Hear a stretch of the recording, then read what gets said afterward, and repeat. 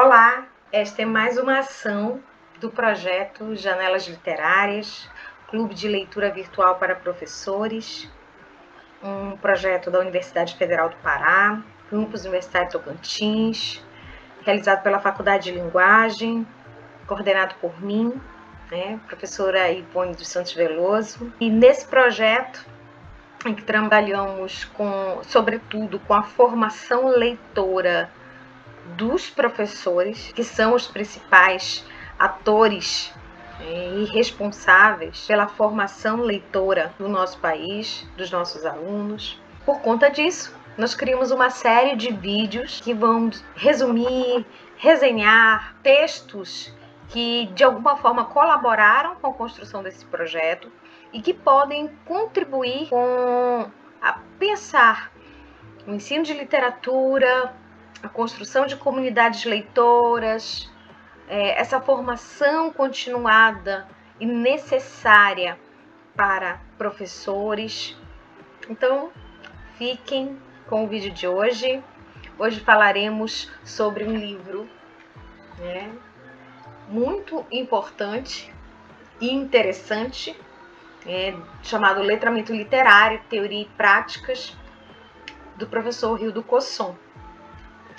Então, esse texto tanto nos faz pensar o que é a comunidade de leitores para a formação de professores, como pensar o que é o letramento literário. Porque é importante ter literatura na sala de aula. Por que é importante ter literatura, ler literatura na escola?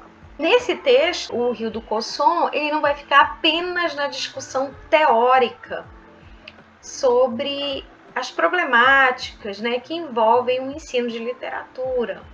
Não vai ficar apenas no plano da crítica a respeito do que pensam sobre literatura, do entendimento que dão à literatura, do espaço e do tempo que se dá ao texto literário, aos modelos e procedimentos de uso do texto literário na sala de aula. O que é mais interessante é que o Rildo Cosson ele vai trazer exatamente um pouco das práticas. Tanto que ele diz que nesse livro, que não é um livro especificamente um livro acadêmico, mas é um livro feito para o universo dos professores, para o cotidiano da escola.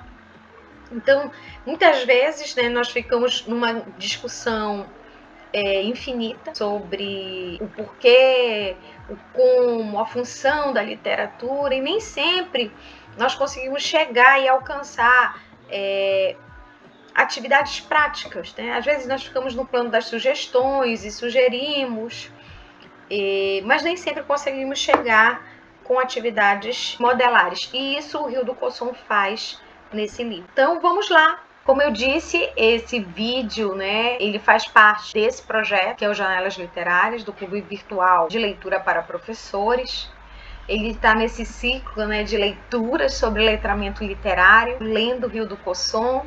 E eu gostaria aqui também de mostrar a vocês essa equipe, Ivone Veloso, como professora orientadora. A gente tem a Yandra Dias, que é bolsista PIBEX da UFPA, Fernando Muniz, que é bolsista PIBIC, voluntário também PIBEX da UFPA, a Gisandra Teixeira, bolsista voluntária PIBEX também da UFPA, e a Gisele Mello, que além de bolsista PIBIC, é voluntária também nesse projeto de extensão. Quero lembrar que essa equipe ainda é muito maior, a gente tem um grande conjunto de voluntários que também nos ajudam a produzir os podcasts e outros vídeos e outras ações feitas pelo projeto. Mas aqui eles estão representados por esse grupo, que é o grupo organizador do vídeo de hoje. Então, esse título que o Rildo Cosson traz no seu livro, ele já remete a uma questão.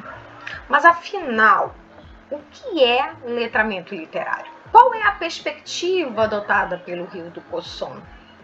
Afinal, o próprio conceito de letramento literário, ele é muito amplo e alcança muitos gêneros, muitos níveis de construção dessas práticas.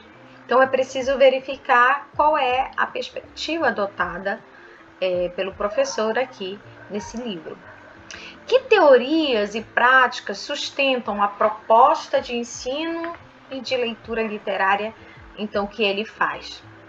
Eu acho que é exatamente isso que nós queremos responder aqui, né? Avaliando o texto dele. Para pensar isso, né?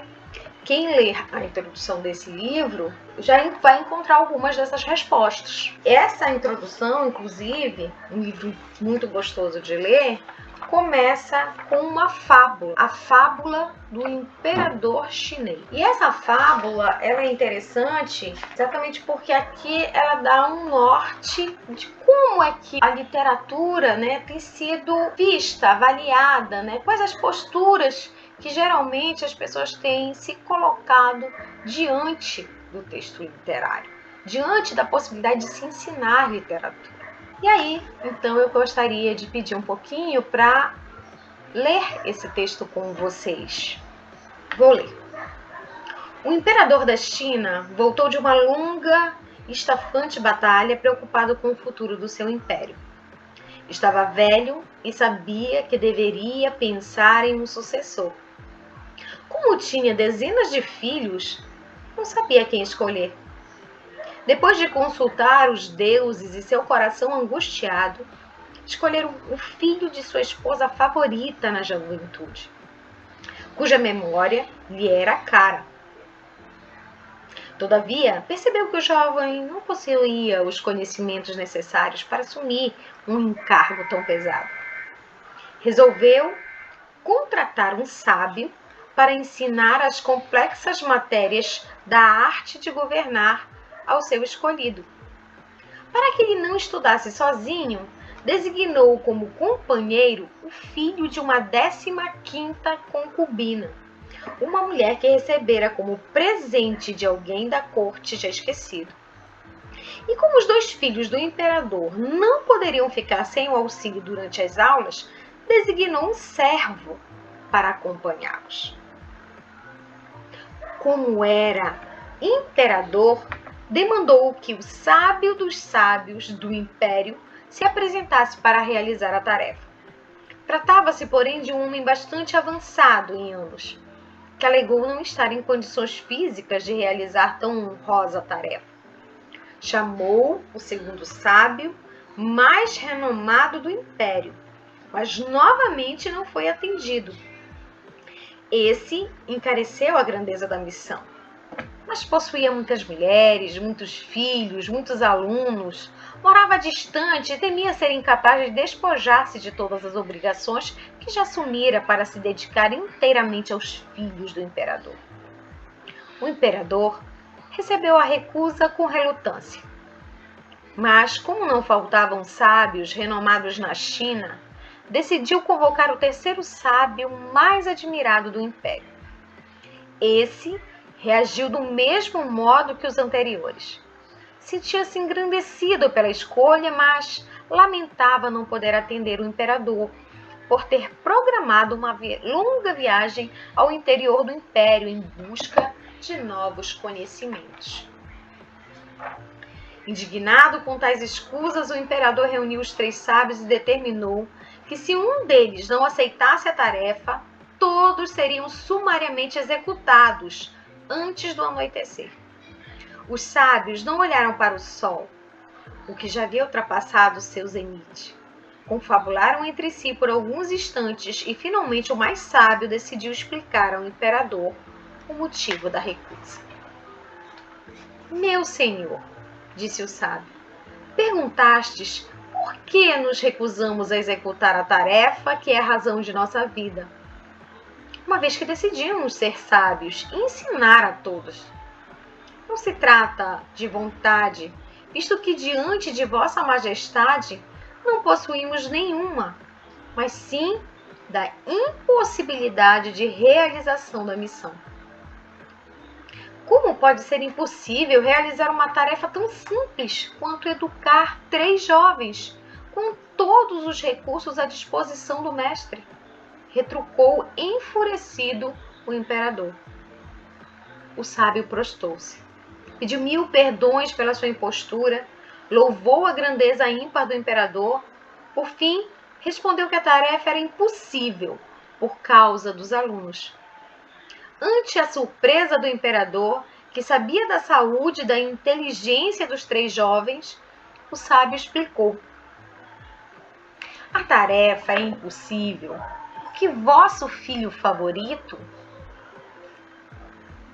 aquele que irá sucedê-lo no comando do império, sabendo-se escolhido, acredita que já não precisa mais nada para ser imperador, além do desejo do seu pai. Já seu irmão, aquele que é filho de uma concubina sem nome, sabendo-se preterido, acredita que em nada modificará sua vida tal conhecimento, uma vez que será sempre esquecido. O servo, ao contrário de seus senhores, deseja muito aprender, porém nada sabe. E quem nada sabe, nada aprende. Em suma, meu imperial senhor, vós nos destes a missão de ensinar para as mais terríveis e temíveis inimigas de qualquer educador: a arrogância, a indiferença e a ignorância. Separadas, podemos combatê-las e vencê-las. Juntas, são imbatíveis. Então vejam, ele inicia o seu texto com essa fábula belíssima para exatamente criar essa ideia de que 3 aspectos interferem muito no ato de ensinar: a arrogância, a indiferença e a ignorância. Por quê? Segundo o próprio Cosson, os arrogantes, eles acreditam que não precisam aprender literatura. Eles acham que já sabem tudo, Eles acham que já têm o conhecimento necessário. E é essa arrogância que faz com que a literatura seja vista como um apêndice da disciplina de língua portuguesa. Essa arrogância, nos diz o próprio autor, que nos faz deixar a literatura de lado, diminuir a carga horária, não deixar espaço para o ensino de literatura, para o texto literário. Enfim, porque acredita-se que ela não precisa ser aprendida, muito menos ensinada. Então, de outro modo, para ele, há os indiferentes. Os indiferentes que veem a literatura como um prazer. E como um prazer, ela não precisa também ser ensinada. Porque, vejam, seria gastar muito tempo para uma coisa que seria tão pessoal, subjetiva.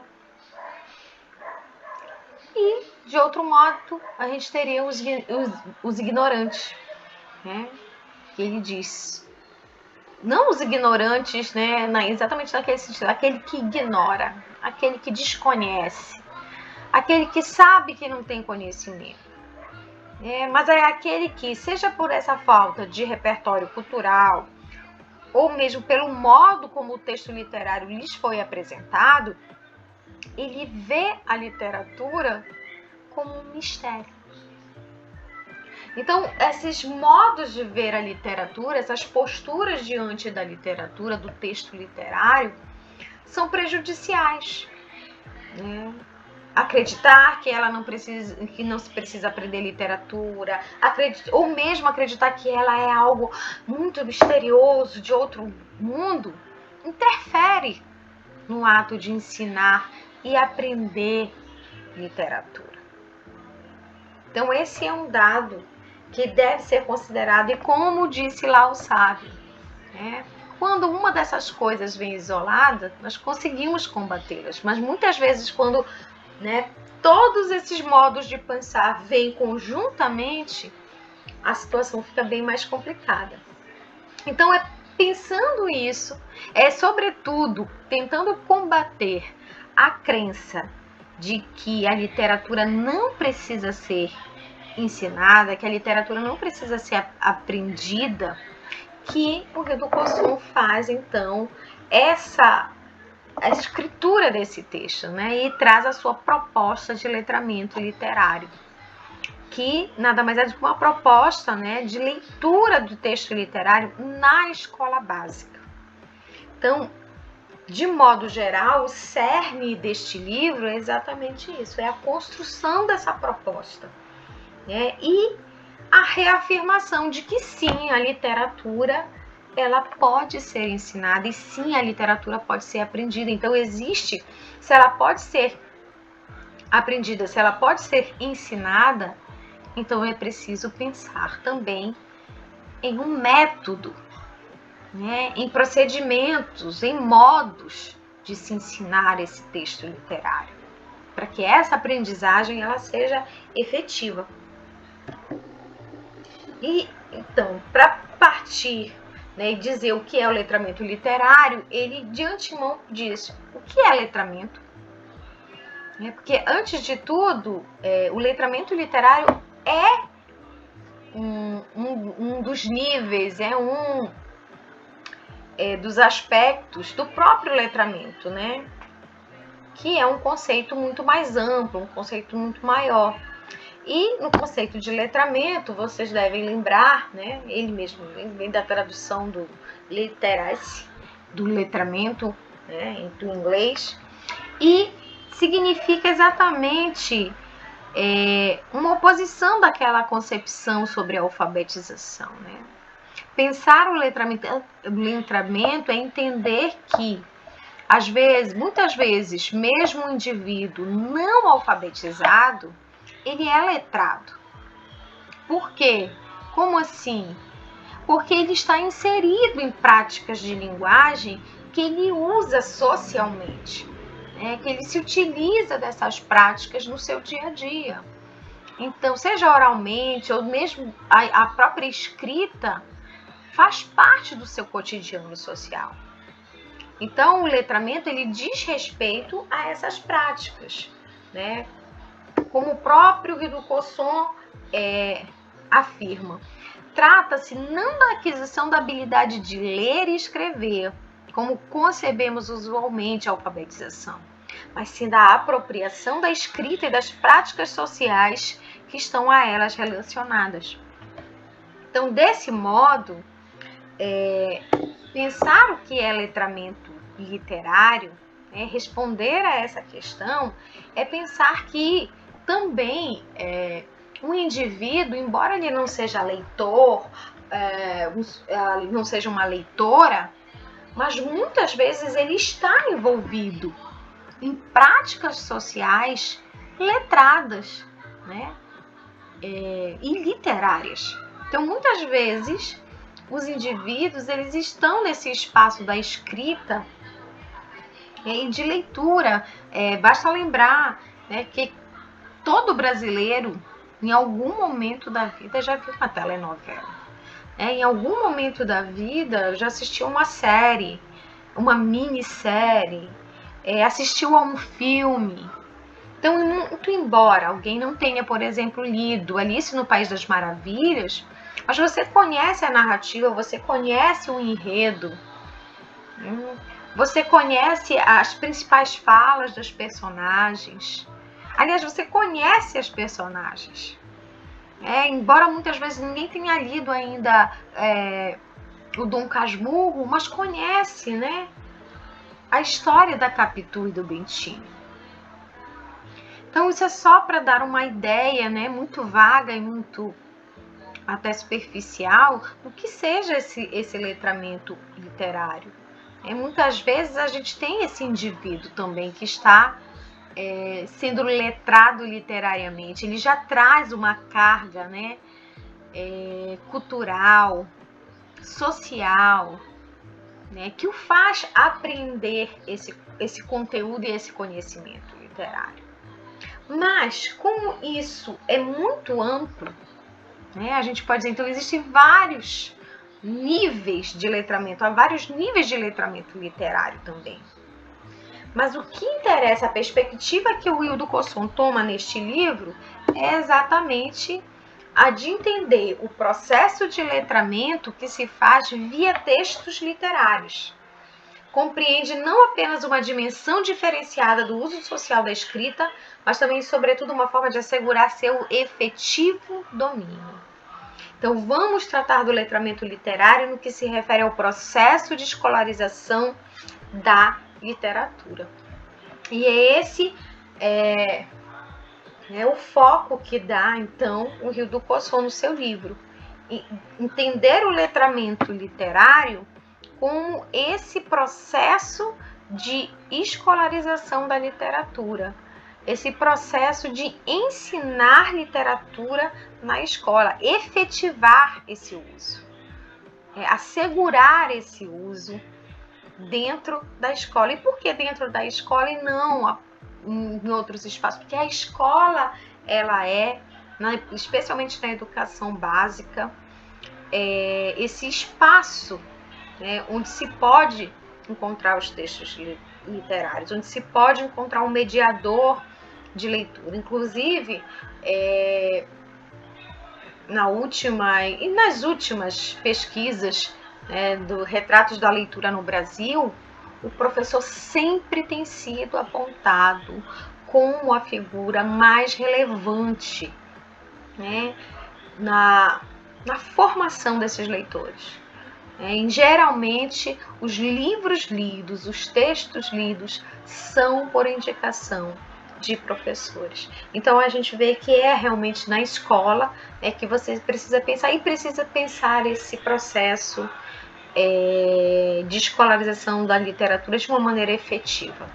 Embora ele tenha acontecido, é preciso a gente aprimorar isso. E é isso que nós vamos ver nesse texto, nessa proposta de letramento literário que o Rio do Poçon faz. E o texto dele, então, vai estar dividido em duas partes, uma mais teórica, em que ele vai tratar ali sobre o valor e a função da literatura, sobre questões sobre a didatização da literatura, como é que a literatura chega e é escolarizada, como é que ela passa do seu status apenas de arte literária para conteúdo escolarizado. Ele trata ainda um pouco sobre os critérios de seleção dos textos, como é que as pessoas têm escolhido esses textos, e passa também por uma discussão sobre a concepção de leitura. O que é ler um texto literário? Que é algo que é preciso ser ensinado. Um texto literário, ele não é lido como qualquer outro texto. Não é lido como se lê uma receita de bolo, não é lido como se lê uma notícia no jornal. O texto literário, ele tem suas especificidades. Então, é preciso pensar uma concepção de leitura que assegure que aquele leitor vai saber como se iniciar, como chegar, como adentrar no texto literário. E ele bem aponta para isso, para depois, na segunda parte, ele falar sobre práticas de leitura. E aí essas práticas que ele vai trazer, ele primeiro vai retomar a questão da necessidade de um método. Então, para você ensinar literatura, você precisa pensar numa metodologia. Não é simplesmente os mais inspirados, os gênios, só eles podem ler um texto literário. Não, acho que com o método, cada um pode ir chegando, se aproximando do texto literário. E aí ele vai trazer alguns procedimentos, algumas atividades, com sugestões bastante práticas, assim, de passo a passo. E o que eu acho bem interessante, ele também trata de avaliação, que é um elemento muito importante quando falamos do texto literário, porque avaliar um texto, afinal de contas, avaliar a leitura de um texto literário, ela não pode se resumir a leitura, a feitura de fichas de leitura, resumos e coisa do gênero. A gente precisa pensar outras maneiras mais efetivas de avaliar essa leitura, de acompanhar essa leitura literária. E é isso que nós vamos ver mais adiante.